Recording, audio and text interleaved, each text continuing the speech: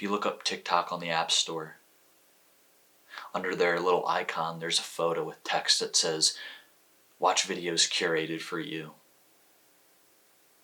Curated how? Curated to enjoy? To laugh at? Curated to distract you from the world around you? Curated to agree with? Curated to keep you on the app? Curated to keep businesses running ads and earning money? The problem with curation is that it keeps you in stagnation.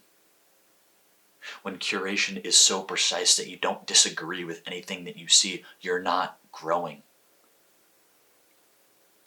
So my videos are not curated for you. My content is not curated for you to agree with. My videos are meant to change your thinking, to make you reflect, to disagree with me, to come to your own conclusions, to make your own art, to make something matter.